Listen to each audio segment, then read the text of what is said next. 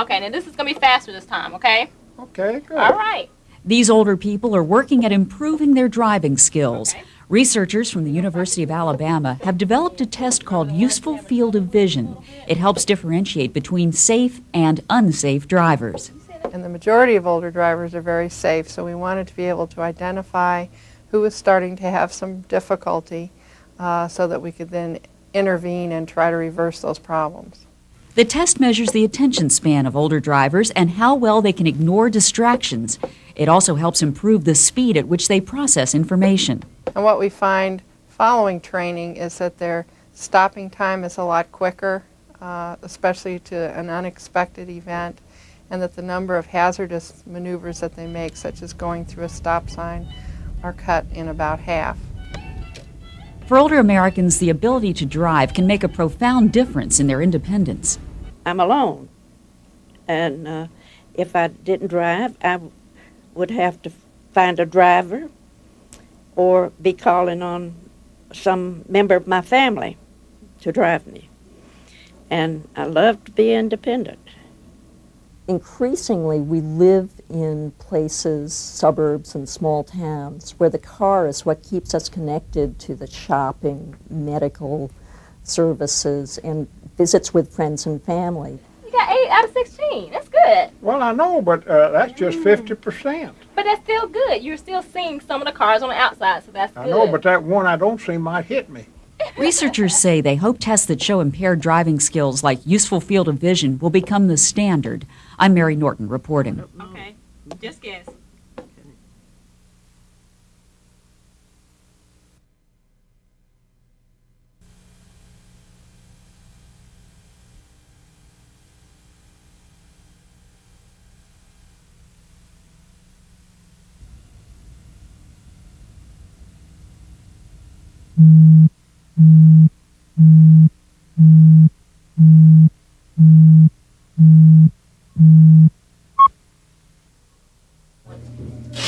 Frailty, nursing homes, sickness. It's a view many people have of what it's like to grow old. It leads to an old belief that the secret to successful old age is to choose your parents wisely. Not so, according to a new book based on scientific research called Successful Aging. What we found that was only about a third of aging was attributable to your genes. And 2/3 was attributable to your lifestyle or your environment, which we see as a very optimistic finding, because what it means is that you're not just playing the cards you're dealt. You are, in fact, responsible for your own old age. Study authors found that exercise is key to successful aging and that it doesn't need to be strenuous. Pumping iron provides invaluable strength and helps prevent falls. Another major factor for growing old well, a positive self-image and a can-do attitude. When we ask people, do you feel as if you can influence what's going to happen to you in your life? If they said yes to that question, they were much more likely to maintain their mental function as they grew older. This information helps to reinforce the importance of a healthy lifestyle. Eating right, staying physically and mentally active can really have a positive effect on a person's quality of life as they grow older. Health experts say it doesn't matter how old you are when you start making lifestyle changes like improving your diet or quitting smoking. It turns out the older body is responsive. It's responsive to change. It can improve in many, many ways. It can heal and repair. The horse is not out of the barn. I'm Mary Norton reporting.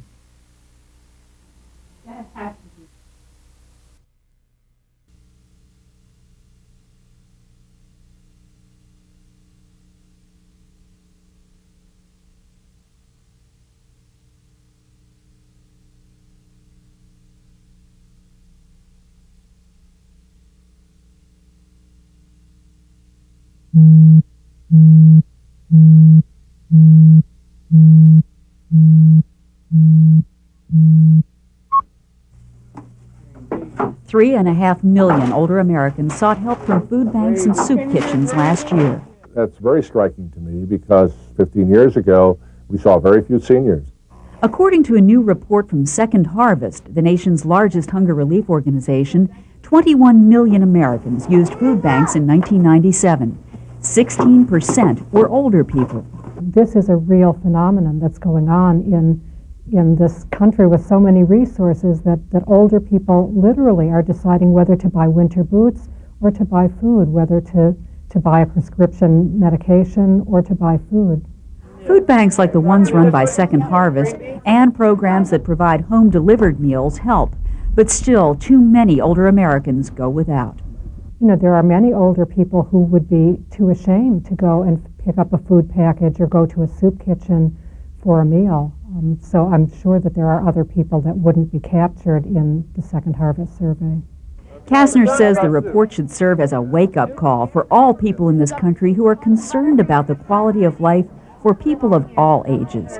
You know, most of us don't think about where our next meal is going to come from, or if we're, spending $5 to, get a sandwich for lunch or whatever. And it really should be a reminder that there is another segment of society for whom, $5 would probably have to last a full week of meals. I'm Mary Norton reporting.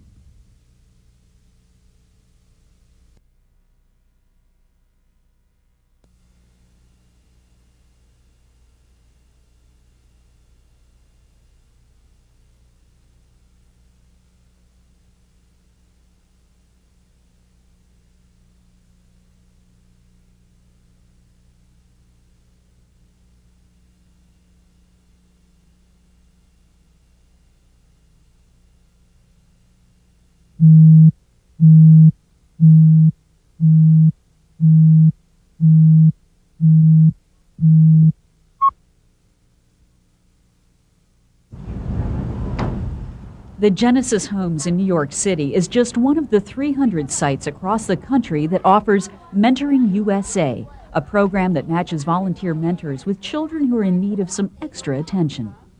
We have been doing homework together, reading poetry. I enjoy being with her. I can talk, and she likes to listen to just what I'm about. She gives me advice, good advice, too. She's a good friend. Each child has such potential, such talent, and a mentor knows enough to draw them out, to make them feel special. The former First Lady of New York began her crusade in 1987 when her husband was governor and teens were dropping out of school at an alarming rate. It's been proven that the children who would be chronic absentees would come in just to see their mentor. It just goes to show you how effective a mentor can be for that child. The successful statewide program was eliminated when her husband lost his office, but that didn't discourage the former school teacher. She enlisted the help of her friends to get the word out and the program into other states. Mentoring USA has a tremendous history of success, and what they're doing is best for the child who needs the mentoring. Now funded by private donations and grants, the program is in 9 states and 2 countries, Italy and Spain. Everyone had a helping hand somewhere along the way.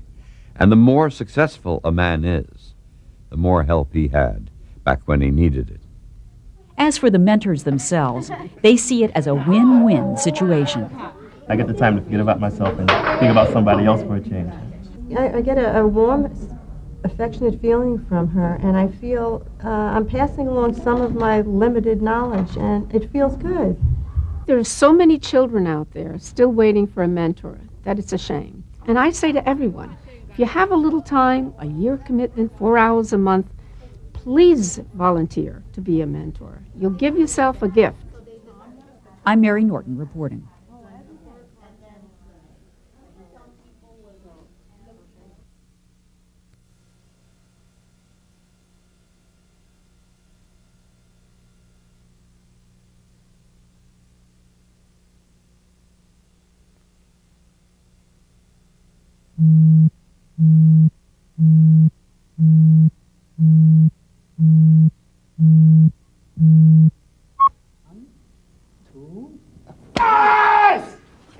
At 72 years old, Vic Katz seems to have a bottomless well of energy and enthusiasm. He says he owes that to Tung Soo Do, a Korean form of karate. When I don't come, I think about Tung Soo Do. I think about my emotions. I think about the people here. And I really feel great. And when I punch, it releases. When you punch, you get a kill. Hi! Oh, may I help you, I hope. Here. Stainless steel. This is strictly for you. Katz owns a jewelry store in Pittsburgh. He got started in the martial arts when he sold a ring to a karate master. While the art of Tung Soo Do teaches self-defense, it is designed to develop character, mental strength, and respect for others. Katz is working to spread the word so others might benefit the way he has. He's developing a how-to video for seniors about this ancient discipline. It's a learning process. Emotional stress is relieved. It's just a wonderful, wonderful thing. Katz says Tung Soo Do does wonders for his agility and his attitude. He says he feels safer when walking the streets, but if his punches don't disarm you, his smile certainly will. I'm Mary Norton reporting.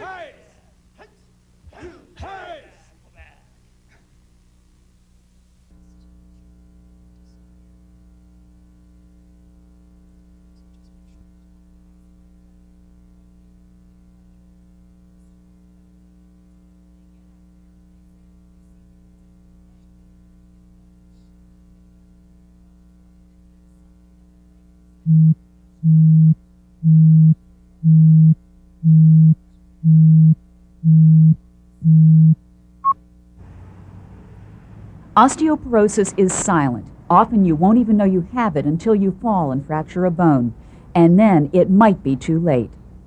When someone starts to fracture, they've usually lost around 30% of their bone mass.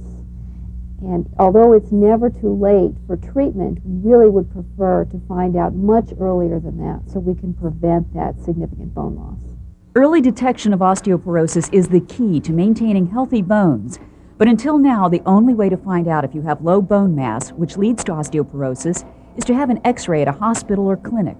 There are some states in this country in which there are only 1 or 2 bone mass measuring instruments.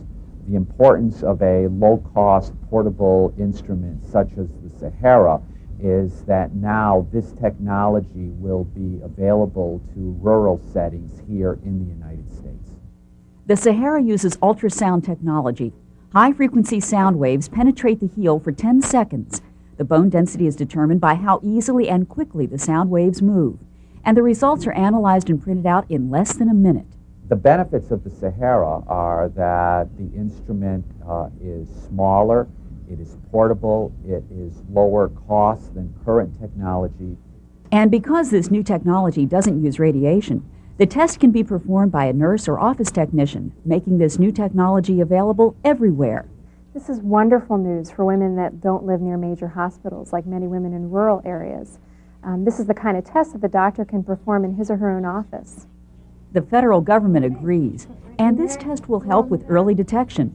This diagnostic test, along with covering mammography and other investments that Medicare is making in prevention, is part of a new strategy for early screening, early testing. Osteoporosis is preventable. Talk with your doctor about early screening and how to take the right steps to help keep your bones strong. I'm Mary Norton reporting.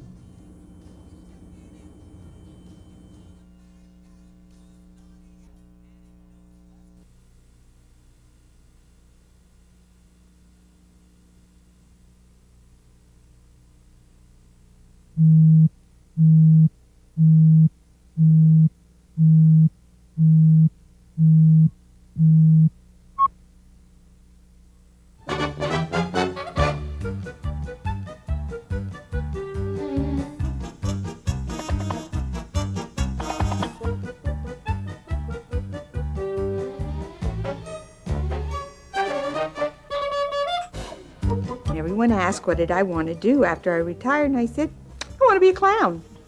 Suzanne Carvajal is a retired research biologist.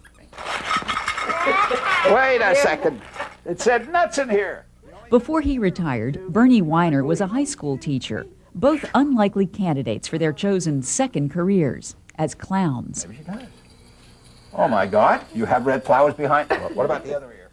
It gives me a chance to make people smile, laugh, be a little silly at our expense. Okay, yeah. Members of Clowns R Us in suburban New York City are volunteers, mostly retirees. They dispense their medicine, in this case a healthy dose of cheer, in nursing homes and hospitals. There. A poodle with an attitude because he's got a long tail. It's something entertaining people, making people happy. It's just makes you feel good inside. When you walk toward a child and the arms just automatically go out with this awed look on their face, you just want to hug them to death. That's nice. That's nice. I'm Mary Norton reporting. That's a blue poodle.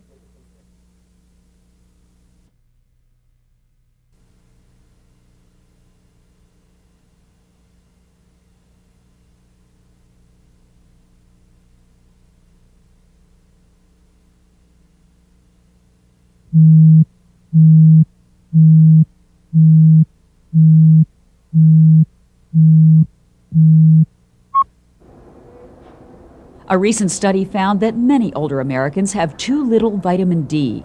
One reason could be that as we age, our bodies lose the ability to produce vitamin D from the sun. The problem with the older population is that they have less ability to activate this form in the skin. So they need to enhance their dietary intake to get the appropriate amounts in.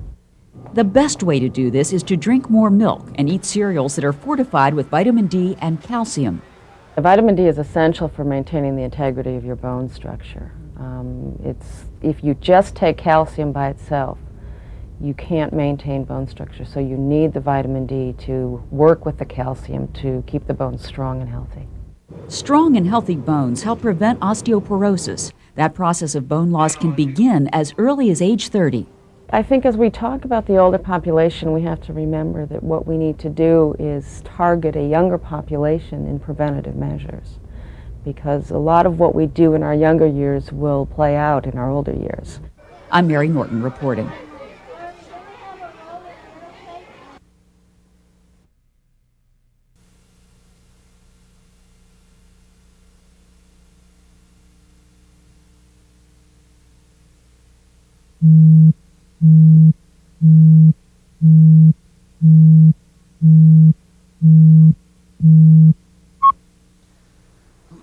When you throw the yo-yo, you want to throw over the end of your fingers. These kids are learning more than how to throw a yo-yo.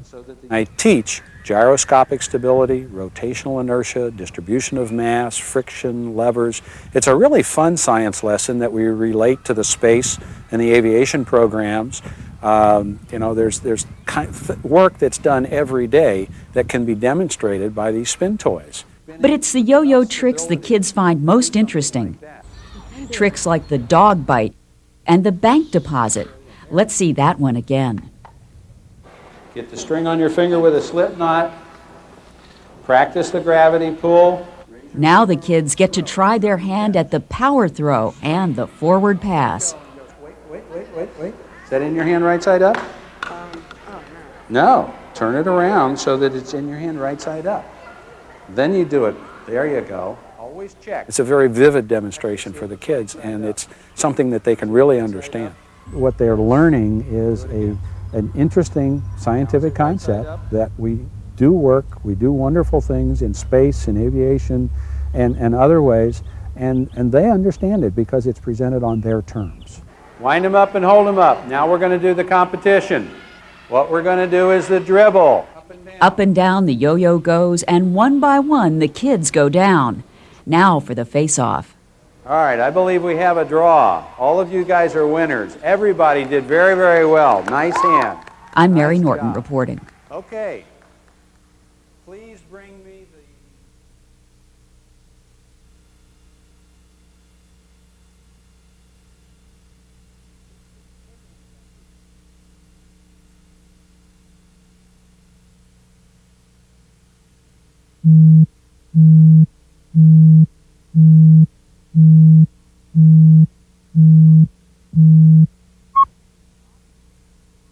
Often when you think of hospice, you think of a place you go to die. But that's only a small part of what hospice care is about. It's very threatening to think of going to a place to die, because then it conjures up the idea that you're going to be surrounded by dying people. And it's as scary as going to a nursing home, it seems to me. Well, you've got that smile on your face today. More often than not, hospice care takes place in the home, providing medical, emotional, and even spiritual needs. And for older Americans, a little-known Medicare benefit pays for the care. For people that that recognize the benefits and have accepted death and are not simply denying it, it's a marvelous benefit because it really allows you to remain a human being and die in a dignified fashion. There are no co-payments, no deductibles, and the benefit pays for most of the cost of prescription drugs. But one of its most unique features, say officials, is its portability.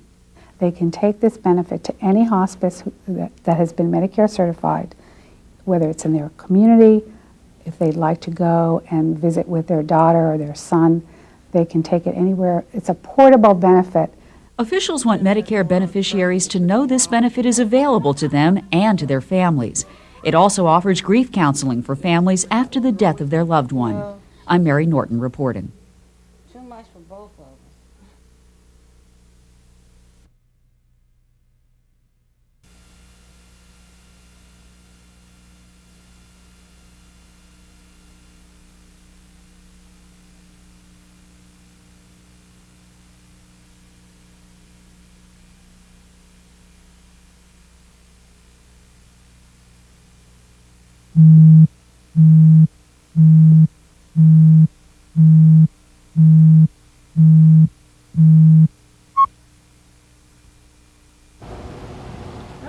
Too often, people don't seek the medical care that can help prevent disease and promote wellness. We find that people don't seek services, and it's best when we can bring the services to them and reduce what we call the barriers to care. That's what the mobile osteoporosis prevention van is all about. The right leg is the one you had a hip fracture? It travels to sites around suburban New York City, testing older adults for signs of osteoporosis. What we're concerned with is trying to find out if someone has low bone mass, which this test can detect, and therefore try and treat the patient in order to prevent a fracture. The fracture is what we really want to stop in the end. Advances like the osteoporosis prevention van and this new portable tool that also measures bone density are reaching more older adults. This is wonderful news for women who don't live near major hospitals, like many women in rural areas. I'm grateful that the van is here, that they have this mobile unit. It makes it a lot easier for me, and I know that they will follow up, which is a great idea. There are 3 steps to how the mobile van works. First, clients learn about symptoms and risk factors at a pre-seminar. Then the bone scan is performed.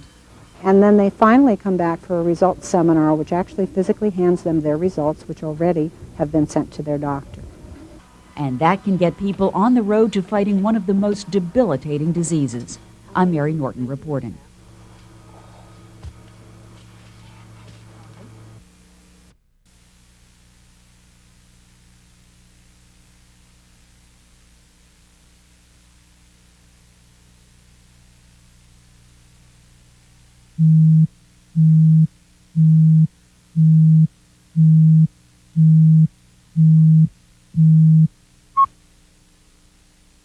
I carried a camera with me all the time, and I got to the point where by the end of 3 weeks I was Madam Kodak.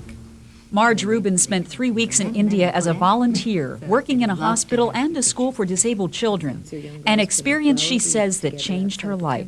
I kept a journal while I was on the trip, and I remember writing on the plane on the way back that what I felt was that I had an expanded worldview, that I was at peace. These are some of the volunteers. Project India is designed to provide volunteer opportunities abroad to those who cannot sacrifice extended periods of time.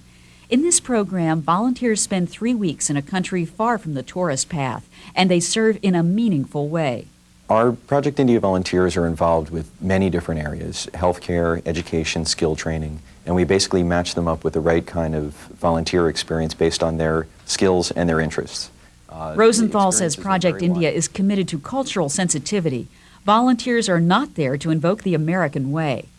We're actually working with Indian grassroots organizations and helping them to achieve the goals that they've set out. It's our belief that only the local people in the community know what's best for their own community. And in working within the Indian culture and with the people, volunteers say the experience is rich and rewarding. I went to India with the concept of giving. I came back knowing that I received more than I was ever able to give. I'm Mary Norton reporting.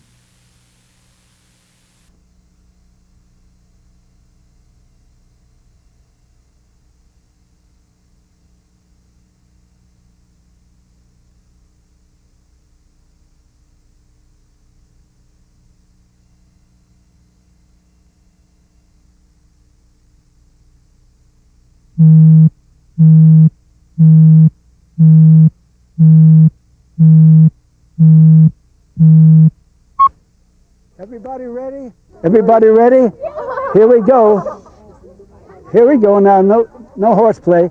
84-year-old Ray Gallagher is a true Virginia gentleman. If you have a camera, I'll be glad to take your picture for you. The local historian makes the 5-mile trip from his home every day to offer his services to unsuspecting tourists. Well, okay. Okay, if you don't want your picture. Some people are wary, others hesitant. But for those who appreciate the Southern hospitality, much more is in store. You may get a familiar tune from his kazoo. Hey, this tree here. Or a history lesson. This was planted by George Washington himself from little shoots in 1785. You might even learn more about the man himself. I do this because my mother took my picture here when I was 6 years old. I'm 84 now. He inherited his mother's passion for photography, having documented his life and times. He has since donated some rare photos from his collection to the Alexandria Historical Society. It was a matter of either giving them there or having my sons or somebody throw them out, you know. So I thought Ray Gallagher is not about to be forgotten. The local memory man has also planted over 200 time capsules throughout the historic region. They'll read the news that we're reading today. They'll be reading 100 years from now. In the meantime, he leaves lasting impressions with the people he meets. Dear Mr. Gallagher, thank you for adding such a fun and unexpected dimension to my Mount Vernon visit. All these kids who go back to their home states, having met him or shaken his hand and realized that, they were being photographed by Mount Vernon's memory man, they get a big charge out of that. Hundreds of people will cherish the memory of visiting our first president's estate because of the fine Virginia gentlemen who touched their lives. I'm Mary Norton reporting. Come on, Sugar, take a picture. Let's go.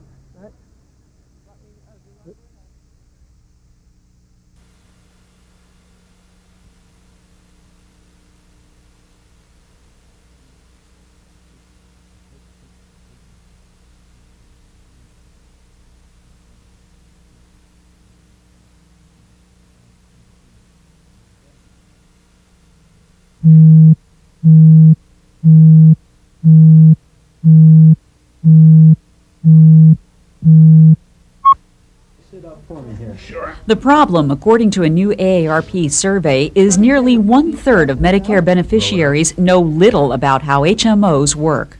Half of these people are currently enrolled in HMOs. AARP's survey also reveals, unexpectedly, that beneficiaries in the traditional Medicare program know more about HMOs than actual HMO enrollees. This was absolutely surprising. It's counterintuitive to expect somebody who is not in HMOs to know more than those who are in HMOs. Another finding, HMO advertisements are the most common source of information for learning about HMOs and managed care. The results of this study, says AARP, can affect the quality of care for older adults.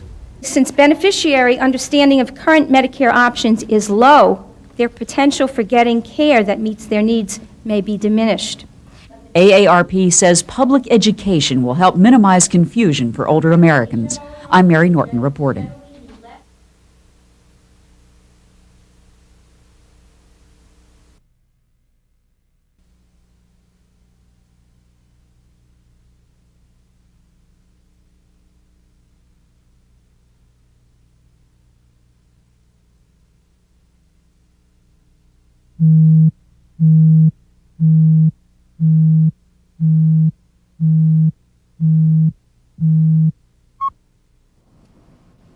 This historic cross-generational coalition calls itself Rock the Ages.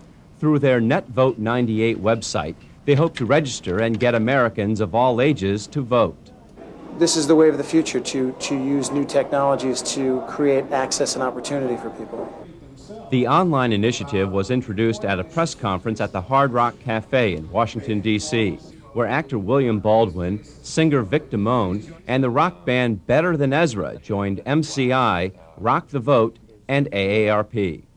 AARP feels that it is vitally important to pass on the tradition of civic and election participation to new generations of voters. So there's a huge generational gap between the two people, but we all have the same motivation. We all have the same worries and what we want to happen in the government. I think it's a great way to bring two generations together. Thanks to a simplified voter registration law that allows uniform registration in almost every state, eligible voters can log on to the NetVote 98 webpage and quickly register from any computer that has internet access. A completed registration form is then mailed out for the individual's signature. It's time that we've got to get involved again. We've got to get back, and we've got to, there's certain things we don't like, we've got to let the government know. Throughout the summer and early fall, NetVote 98 will rock the ages, using radio, celebrity participation, and special events. We're going to get on the local radio station here. We're going to help people get online to NetVote 98 and register and become a part of the process. And we'll continue doing it. I'm John Nestor reporting.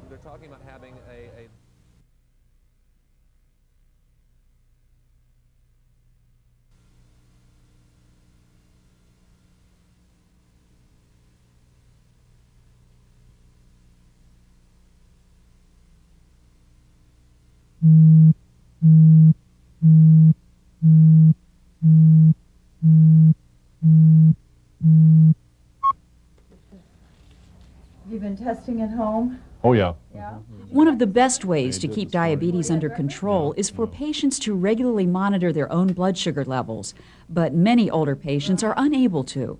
Most Medicare patients have a lot of financial responsibilities, live on a limited budget, have to pay for a lot of the medications out of pocket. And in fact, that's the #1 reason why patients are not monitoring, because they say they cannot afford the strips. Now, a new Medicare benefit will help pay for the supplies patients need to monitor their own blood sugar. Okay, Mr. Badwell, this is your AccuCheck meter, and these are your strips. Okay. Well, it's very important. Medicare is now in line with the private insurance market, and those over 65 will begin to receive some of the same benefits that the under 65 population has been receiving. Uncontrolled, diabetes can lead to complications such as kidney disease, blindness, and stroke.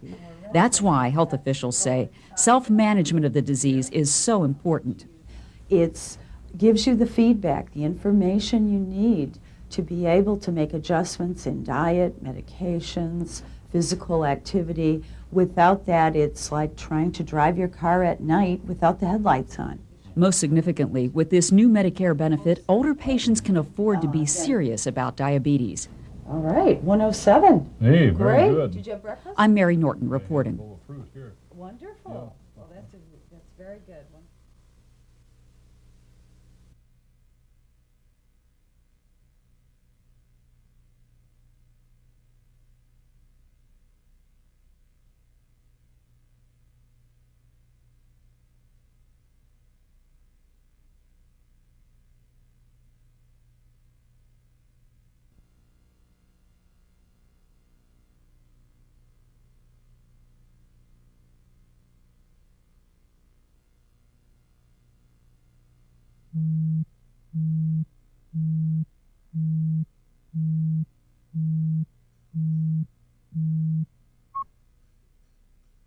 And how have the teeth been treating you? No problem. Maintaining healthy teeth is the key to a happy smile. It becomes more important as we get older to visit the dentist regularly because of new problems that might appear. Well, as you grow older, problems will start to occur: gum disease, decay, broken teeth. And at those times, it's very difficult for the patient. Very often they haven't had dental problems their entire life, and now all of a sudden they're starting to get problems. One problem that occurs naturally as we age and can be spurred on by medications is dry mouth. And very often, as you grow older, just like your skin or your eyes are drying, your mouth becomes drier. And your saliva is your best friend. It neutralizes all the acid of the bacteria. And the amount and the quality of saliva is decreasing as you grow older. So the protective mechanism that has been your friend for the past how many ever years is no longer there. It's because of this lack of saliva that gum disease and decay start. You know what's happened? Is the fillings chipped just a hair? And you're With the help of your dentist, you can head off any problems before they become too big. To me, as you grow older, dentistry is a quality of life. The best thing you can do is try to visit your dentist on a regular basis. Make sure that you're cleaning well at home, that the problems that you do have you take care of early, and that if there are problems, look for multiple solutions. Okay, what time for my next appointment? November. That's fine. I'm Mary Norton reporting. How about Wednesday, November the 11th at 11:30? Sounds great.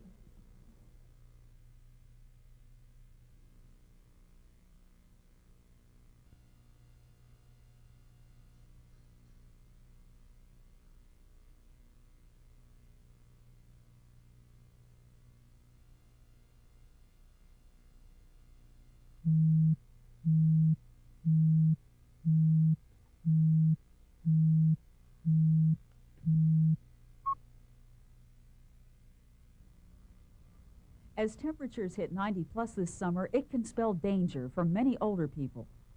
It can be quite dangerous. In its extreme forms, it's life-threatening. Heat exhaustion and heat stroke.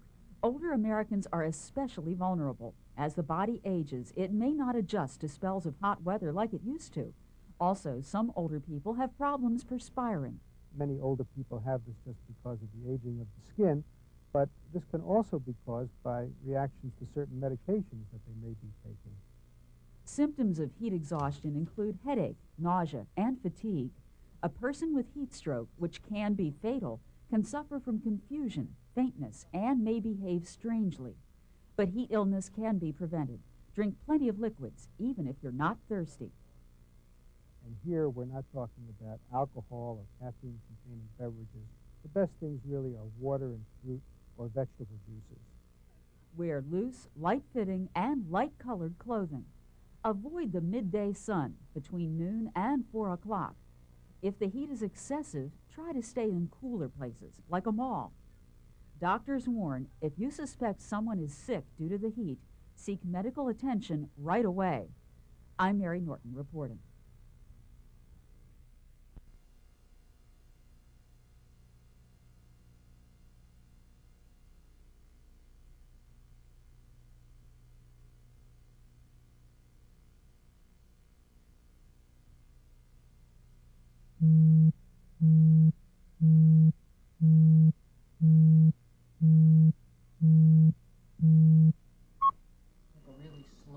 Caroline and Rob Ketchum are both retirees, but for them, retirement means retiring from one career and starting another. I never even considered the thought of retiring, but I just couldn't see myself not having a place to go in the day, people to be with, people to help. And she likes novels a lot with stories about. Caroline retired from her teaching position after 25 years. Today, she works at a local bookstore. I like the fact that I have a whole entire bookstore of books which are available to me, and when I take books home, everything I read enriches me, but it also makes me a better bookseller. The whole concept of retirement is just retiring away from something, I think is a fading idea. People want to think of retiring to something. They may take a honeymoon time where they don't want to do too much, but then, you know, people need to be involved. They need to find something in their lives that gives meaning to it. Rob Ketchum retired from his post as Chief of Staff for the House Committee on Science, Space, and Technology in 1990. He spent a sabbatical year thinking about what he wanted to do before deciding to pursue a career in family mediation. You have so much to draw on. You have resources. things you liked or didn't like, and you can draw on those and use those and shape them in a new career. Yes, I think in many ways it's just taking the risk to do it is the hardest thing for people. To learn a new field and to go into it, they'll probably be starting at the beginning at a much lower level, and it can be humbling to do that, but if you really want to move ahead, you're going to have to do it. Americans today are living longer, healthier lives. Whether from economic necessity or a desire to grow and contribute to society, retirement has become an opportunity to decide once again what you want to be when you grow up. I'm Mary Norton reporting.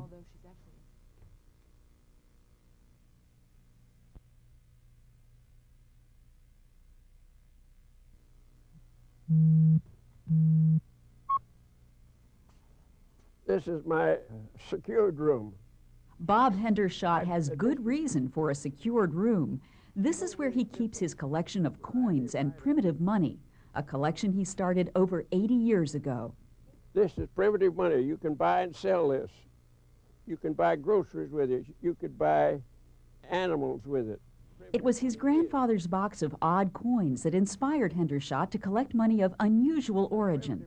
Oh, it was quite interesting, and I kept asking Grandpa about them, and one day he said, "Young man, if you will take those home and study them and find out what they're for and why they were made, I'll give them to you."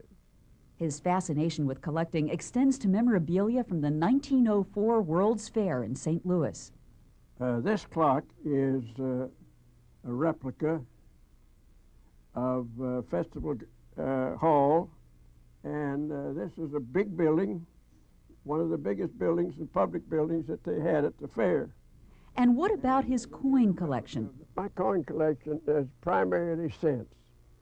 I have all of the cents since 1793, the large cents that were made until 1857. Hendershot takes his coins on the road. At a recent AARP convention, he offered a history lesson to onlookers. We didn't have a mint until 1793. Prior to that time, the colonies had to have. And he looks forward to turning 100 later this year and to celebrating his 102nd birthday in the year 2000. Then he can say he has lived in 3 centuries. Tell me the secret. Well, I'm 70 today. The secret is to think positive and stay out of the rocking chair. Okay. I'm Mary Norton reporting. One more. I want one.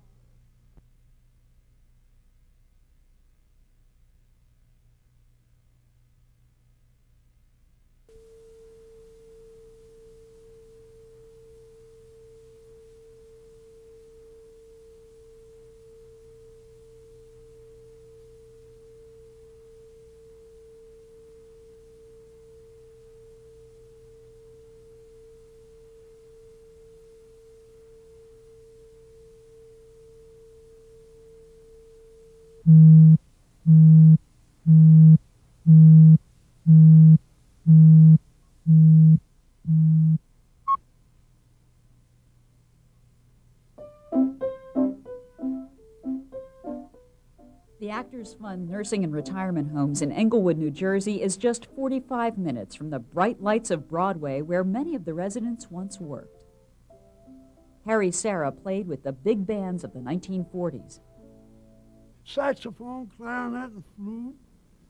I played a trumpet, but I used to write a lot. I wrote for Tommy Dorsey one time. I did 9 plays on Broadway and over 40 movies in Hollywood. I was Spencer Tracy's son in the great classic, The Power and the Glory. I eloped with Francis D., and I was in Gone with the Wind. Not all residents have such impressive credits to their name. Some folks worked behind the scenes. It's like a club, because we all have a background that is similar.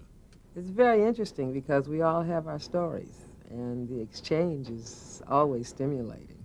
It's very difficult to entertain these people. That's the biggest problem that we have in here, because they're entertainers themselves. Although their lives have slowed down considerably, residents continue to do the things they enjoy most, like watching movies and going to the theater. Sometimes they entertain one another. Just one of those crazy flames. The Actors Fund serves more than 4,500 people nationwide. For many, it was their only option. I have no idea where I'd be. This place has been a lifesaver for me. They have given us many hours of pleasure, and we want to make sure that we repay them somehow. The curtains may be down and the limelight faded, but their memories will live on. I'm Mary Norton reporting.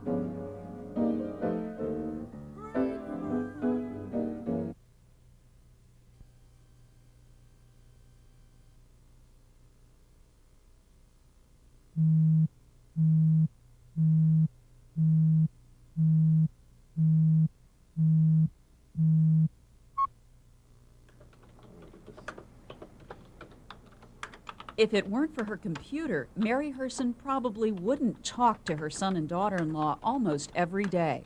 All of a sudden, one of our children moved to Trinidad, which is off the coast of Venezuela, and when I discovered the deal on the telephone bills, I said there must be something I can do.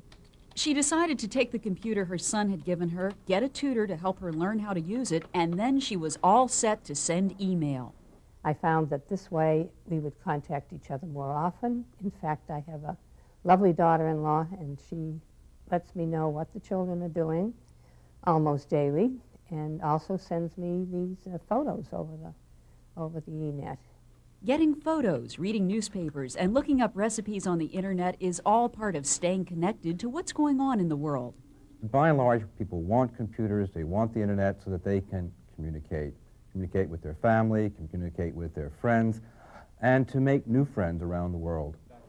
Computer companies are discovering these new consumers, offering seminars and classes to help users find their way around the computer screen.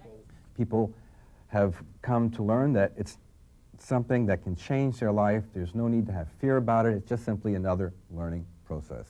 Keeping up with grandchildren, knowing what www.com means when you hear it, is all part of knowing the joys of cyberspace. And it's not just if you want to communicate with your grandchildren, it's just so that you'll be aware that this medium is out there. And it would be a shame not to take advantage of the fun it can be. I'm Mary Norton reporting.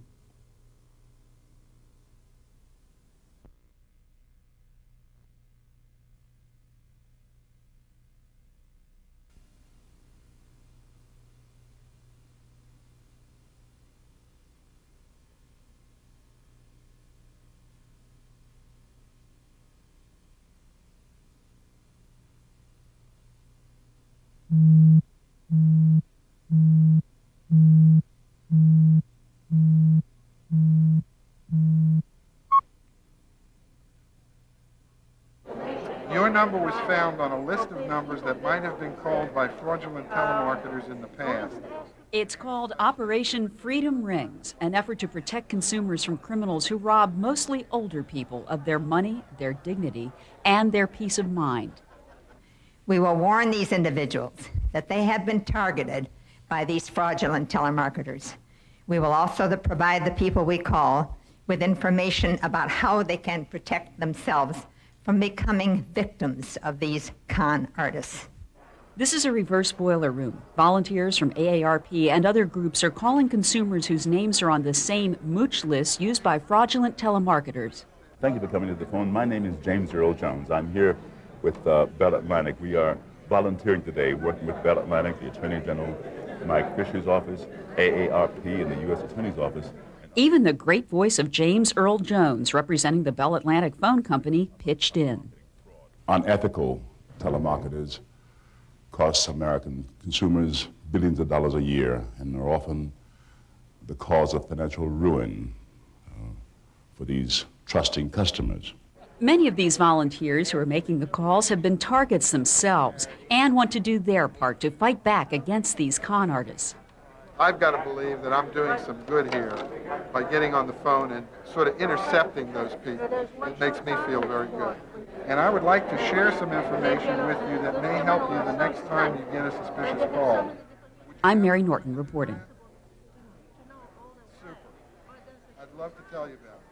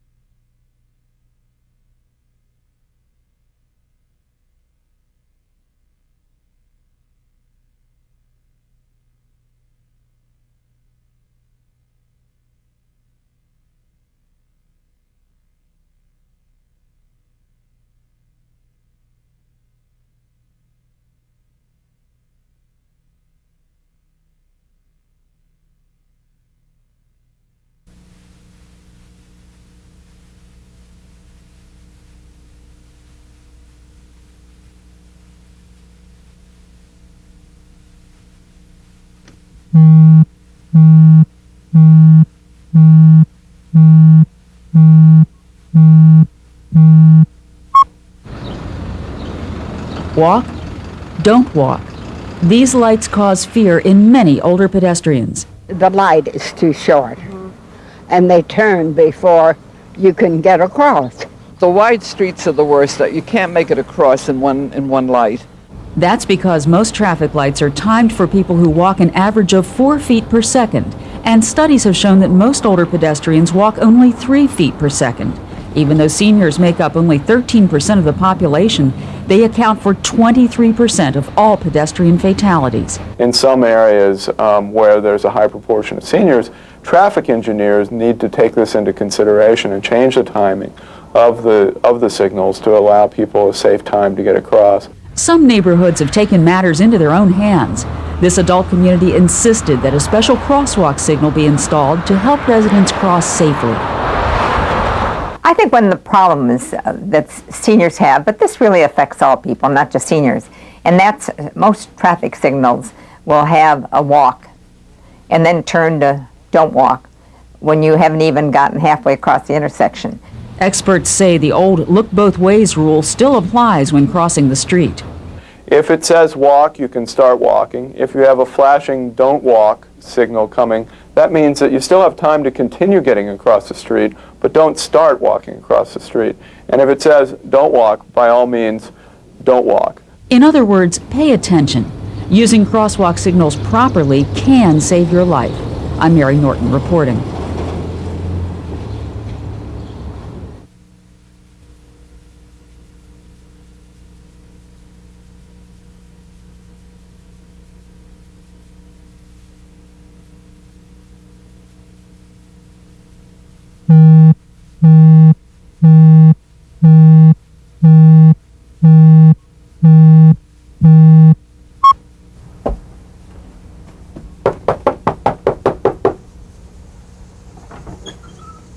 Hi, how are you? I'm Farron Taylor. How are you today? Nice to meet you. Please come in. First thing we'll talk about in your home is some kitchen fire safety tips. The kitchen is the #1 place in a home where fires can start. For your own safety, when you're cooking on the stove, try to wear tight-fitting clothing. Loose sleeves, loose clothing can easily be ignited by an open burner. Also, it's important to make sure that pot handles are turned inward so they can't be hit and knocked off the stove.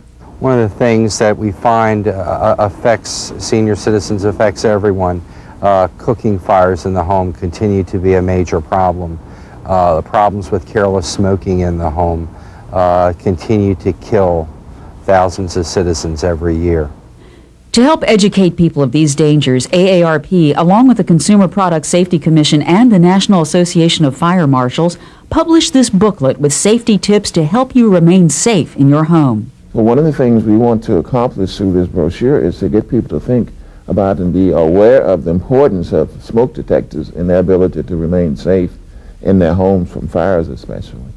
When the grandchildren come to visit, you have to be especially careful to keep matches and lighters out of their reach. Also, if you do have disposable lighters, make sure that they are child resistant. And if there is a fire, first get out of the house and then call 911. Checking your smoke detectors monthly should be the first thing on your safety checklist. Why don't you show me how you test your detector?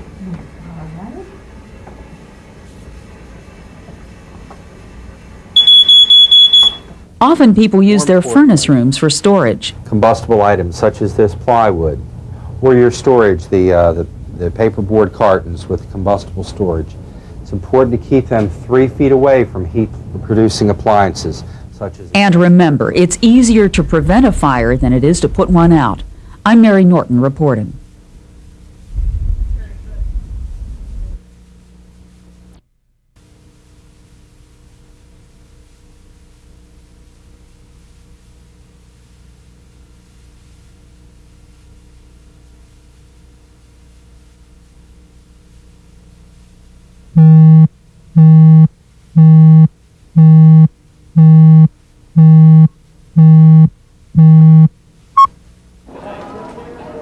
With the approaching millennium, companies large and small are scrambling to solve a major computer problem, the Y2K bug, which causes computers to read the year 2000 as 1900. If repairs are not made, what will happen on January 1st, 2000? Well, you probably would wake up late because your alarm clock might not go off, because either the chip inside of it wasn't fixed or the electric power grid had gone down. Now, that's the worst case scenario. The expectation is that most of that won't happen. Most of the basic systems in the country will be fixed by the year 2000. The Federal Reserve estimates that repairing the Y2K bug will cost U.S. companies at least $50 billion. To aid in this crisis, the Department of Labor set up a specialized version of their job and talent banks, nationwide online services for posting job openings and resumes. Our primary role is working with people to help them fill the jobs that are created by the demand as people go and fix this problem. Most of the software running big computer systems was written in the 1970s and 80s. The workers who wrote them would be the ideal people to repair them. And to us, it's a marvelous opportunity for older workers to reconnect with the workplace. And it isn't just those that are expert within the technology themselves, but they're going to need support services. It's not just young people eating pizza and writing code all night. It is managers who can understand, build a problem, build a solution, and manage it through to conclusion. The Department of Labor's computer technology site opened with more than 90,000 vacancies and more than 12,000 resumes. As the end of the century nears, more companies will add their names to the growing list of those grappling with the Y2K bug. I'm Mary Norton reporting. Yeah, we had